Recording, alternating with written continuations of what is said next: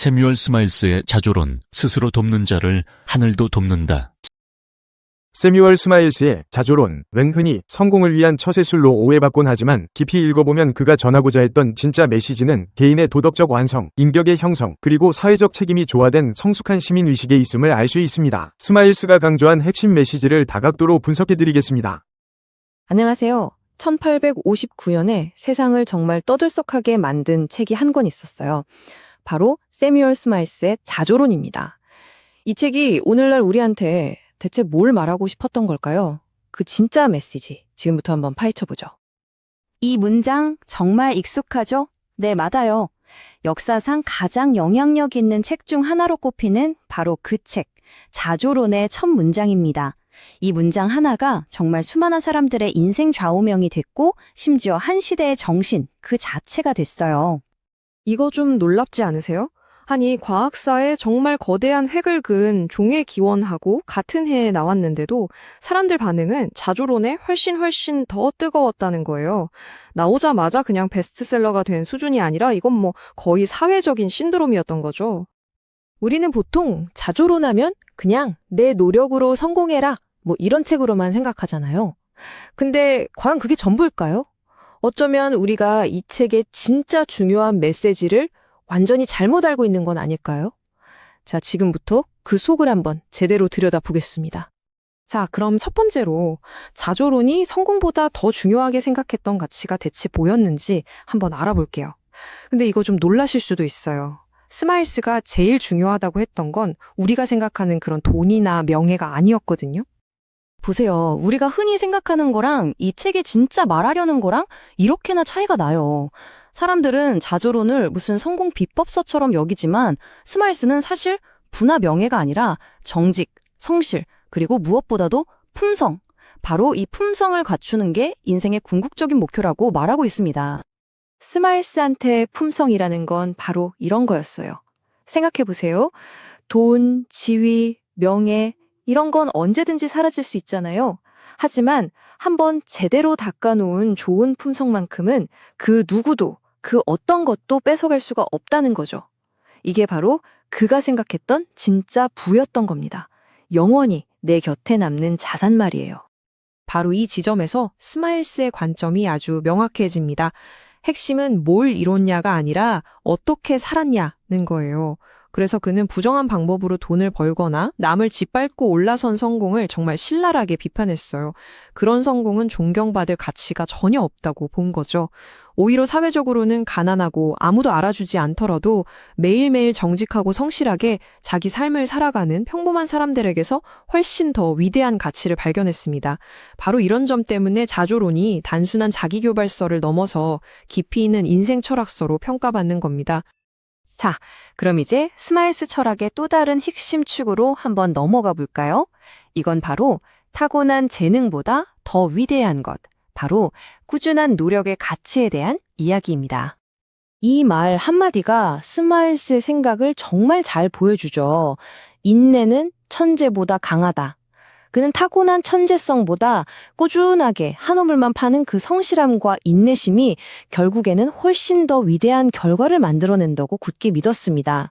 아무리 대단한 재능도 노력 없이는 그냥 그대로 시들어버린다고 본 거죠.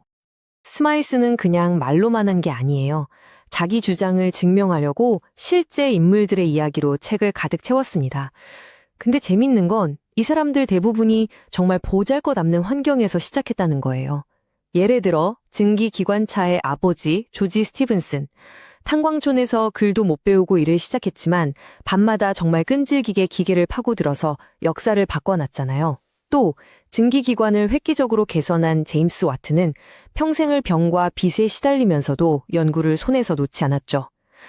세계적인 도자기 회사 웨지우드를 세운 조시아 웨지우드도 어린 시절 병 때문에 다리를 잘라내야 하는 그런 역경 속에서도 수천 번의 실험을 반복했습니다.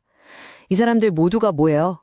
역경을 오직 끈질긴 노력 하나로 이겨내고 위대한 업적을 남긴 살아있는 증거들이었던 거죠. 이게 정말 중요한 포인트입니다. 그는 어려움이나 실패가 우리를 그냥 좌절시키는 장애물이 아니라고 봤어요. 오히려 우리 품성을 단련시키는 최고의 도구라고 생각한 거죠.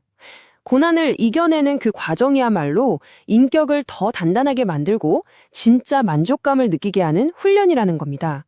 그러니까 실패는 끝이 아니라 더 강해지기 위한 배움의 기회인 셈이죠. 많은 분들이 자조론을 그냥 나만 잘하면 돼, 이런 극단적인 개인주의 책으로 오해하시곤 해요.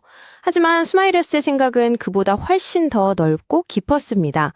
이제 이 책에서 사람들이 자주 놓치는, 하지만 정말 중요한 부분을 한번 살펴보겠습니다. 스마일스는 이 두 가지가 마치 동전의 양면 같다고 봤어요. 자, 첫 번째 단계는 개인의 발전입니다. 열심히 배우고 부지런히 일하고 시간을 잘 관리하는 습관을 들여서 나 자신을 바로 세우는 거죠. 하지만 여기서 멈추면 안 됩니다. 진정한 자조는 이렇게 갈고 닦은 자신의 능력을 다른 사람들과 사회를 위해서 쓰는 두 번째 단계로 나아갔을 때 비로소 완성된다고 생각했어요. 네, 바로 이겁니다. 스마일스는 책임감 있는 개인들이 모여야만 국가 전체가 강해진다고 믿었어요. 각자 자기 자리에서 최선을 다해서 성장하고 또 그 힘으로 서로를 돕고 이끌어주는 사회. 이게 바로 그가 꿈꿨던 이상적인 공동체의 모습이었던 거죠. 결국 그가 말한 자조는 이기주의가 아니라 건강한 공동체를 만드는 아주 튼튼한 기초였던 셈입니다. 자, 그렇다면 나온 지 160년이 훌쩍 넘은 이 책을 21세기를 사는 우리는 대체 어떻게 봐야 할까요? 자조론이 남긴 유산에 대해서 현대적인 시각으로 장점과 단점을 한번 균형 있게 짚어보겠습니다. 생각해보세요. 160년 이상 이 책이 한 세기를 훌쩍 넘어서 지금까지도 계속 읽히고 있다는 것 자체가 그 메시지가 가진 힘을 보여주는 거 아닐까요? 특히 우리나라를 포함해서 동아시아 국가들이 근대화되는 과정에서 어마어마한 영향을 미쳤고요. 오늘날 모든 자기계발서의 원조격으로 자리매김했죠. 현대적인 시각으로 보면 자조론은 이 표처럼 아주 뚜렷한 장단점을 가지고 있습니다. 먼저 좋은 점은 노력이나 성실, 책임감 같은 이건 시대가 바뀌어도 변하지 않는 소중한 가치들을 일깨워주고 개인에게 아주 강한 동기부여를 한다는 거죠. 이런 덕목들은 언제 어디서나 개인의 성장에 꼭 필요하니까 지금 읽어도 깊은 울림을 줍니다. 하지만 비판도 만만치 않아요. 모든 실패의 원인을 개인의 탓으로만 돌릴 위험이 있다는 거죠. 개인이 어떻게 할 수 없는 사회 구조, 예를 들어 계급이나 교육 기회의 불평등, 경제 위기 같은 이런 구조적인 문제들을 보지 못하게 만들 수 있다는 지적입니다. 결국 핵심은 균형인 것 같아요. 개인의 노력, 물론 너무나 중요하죠. 하지만 동시에 우리 사회에 보이지 않는 구조적인 장벽이 있다는 것도 인정하고 모두에게 공정한 기회가 주어지는 사회를 만들기 위해서 다 같이 노력하는 것도 정말 중요합니다. 다시 말해서 개인의 자조와 사회적인 연대는 서로 싸우는 개념이 아니라 함께 가야 할 보완적인 가치라는 거죠. 오늘 우리는 자조론의 진짜 메시지가 무엇인지 깊숙이 들여다봤습니다.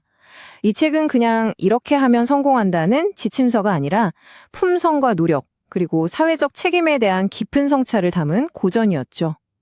자, 마지막으로 여러분께 이 질문을 한번 던져보면서 마무리할까 합니다. 여러분의 삶에서 여러분은 개인의 노력과 사회적 환경, 이 둘 중에 어디에 더 무게를 두고 계신가요? 한 번쯤 진지하게 생각해 볼 만한 질문이 아닐까 싶습니다. 요약하자면 세뮤얼 스마일스의 진짜 메시지는 단순히 노력해서 부자가 되라는 것이 아닙니다. 그것은 역경 앞에서도 비굴하지 않게 스스로를 돕는 존엄성, 정직과 성실로 쌓아 올린 품격 있는 삶, 그리고 자신의 성취를 통해 타인을 돕는 사회적 책임을 다하는 것입니다.